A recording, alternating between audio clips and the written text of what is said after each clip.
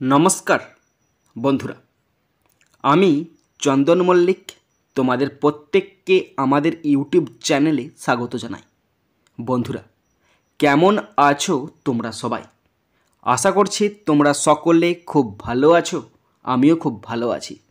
বন্ধুরা, আজকে আমি ক্লাস 7-এর Duff and Dutt 2024 English question bank থেকে ফার্স্ট সাবমিটিভের ওপর পেজ নাম্বার 224 তোমাদের সাথে খুব সুন্দরভাবে আলোচনা করব, তোমাদের বোঝানোর চেষ্টা করব।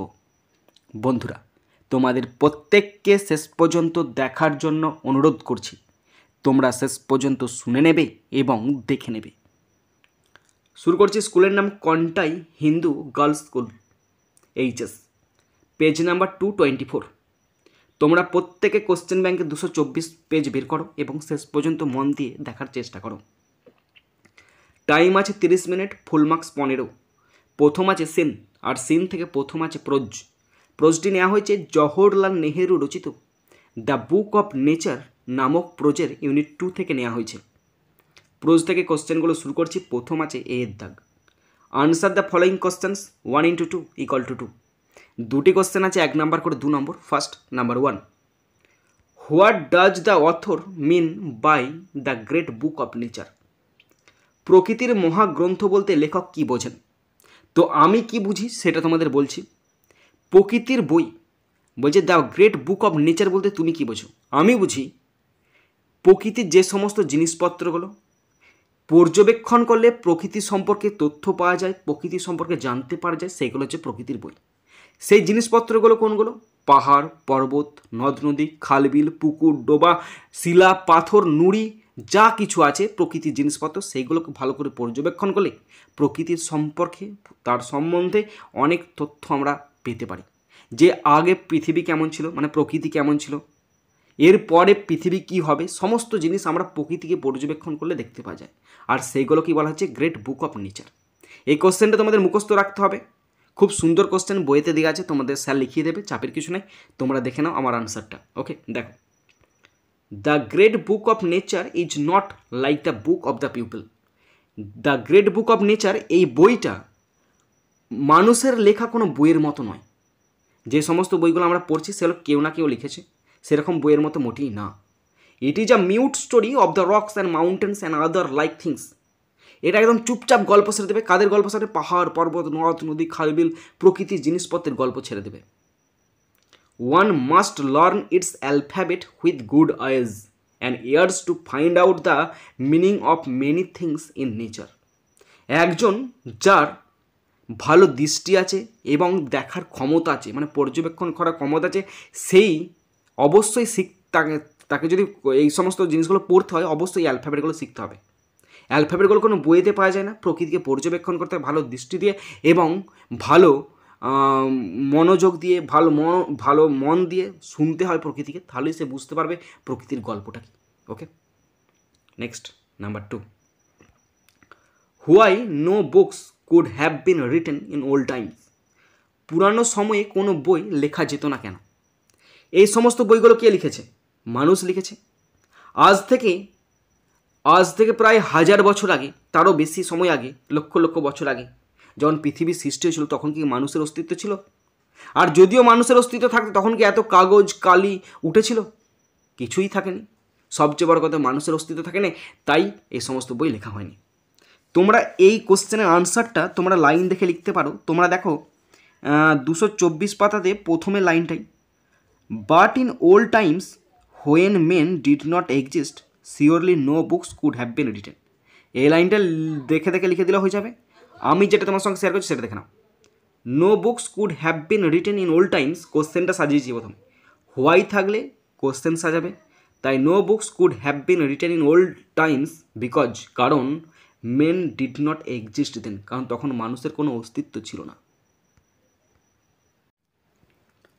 এরপরে আছে বিয়ের দাগ। Complete the following sentences with information from the text 1 × 2 = 2। দুটো কমপ্লিট সেন্টেন্স আছে, 1 নাম্বার করে 2 number. First number 1, we generally learn history from the history books. আমরা সাধারণত ইতিহাসের বই থেকে ইতিহাস শিখি। আমরা ইতিহাসের বই থেকে ইতিহাস শিখবো, বাংলা বই থেকে বাংলা শিখবো, ইংলিশ থেকে ইংলিশ শিখবো।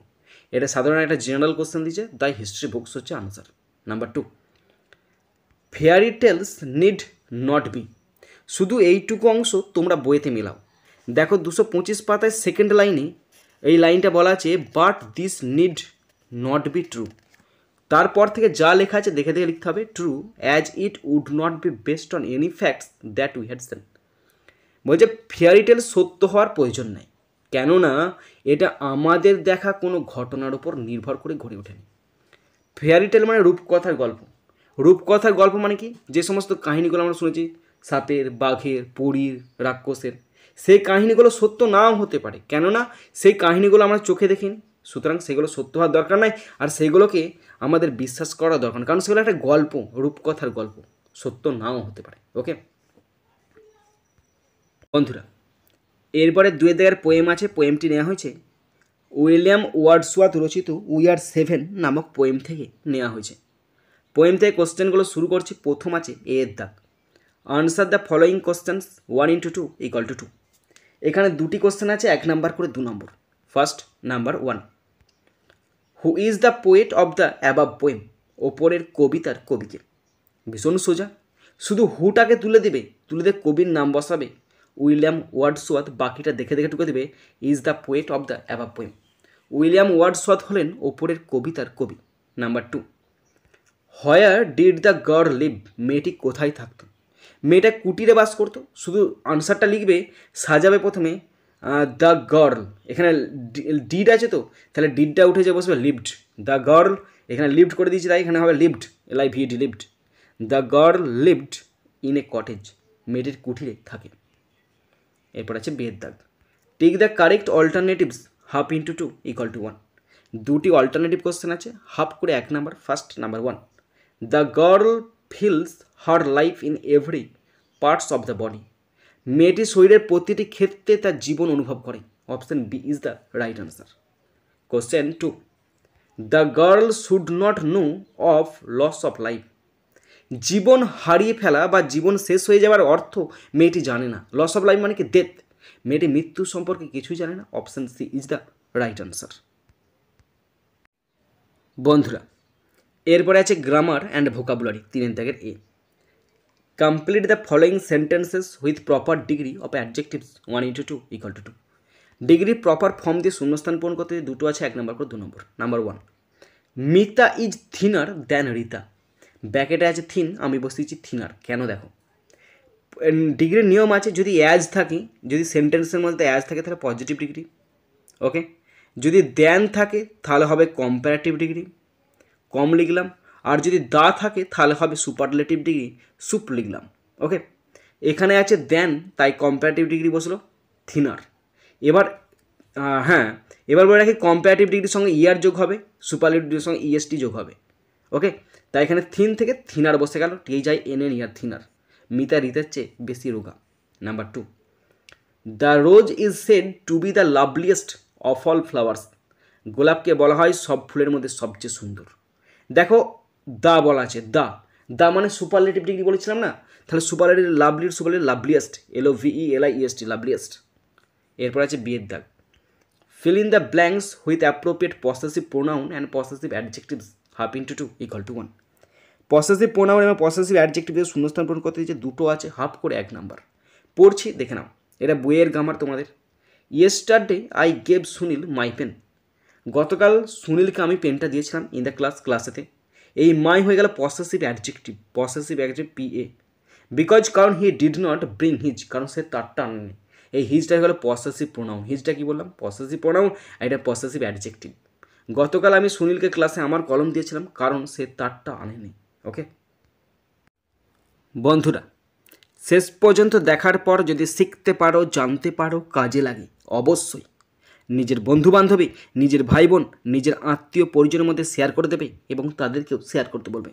আর মনে করে অবশ্যই লাইক করে জানাবে, পারলে সাবস্ক্রাইব করবে, সাবস্ক্রাইব করলে অবশ্যই বেল বাটনটা প্রেস করে দেবে। বন্ধুরা, এখানেই শেষ করছি ভিডিওটি। সুন্দর থাকবে, সুস্থ থাকবে, টেক কেয়ার, থ্যাংক ইউ, জয় হিন্দ, বন্দে মাতরম।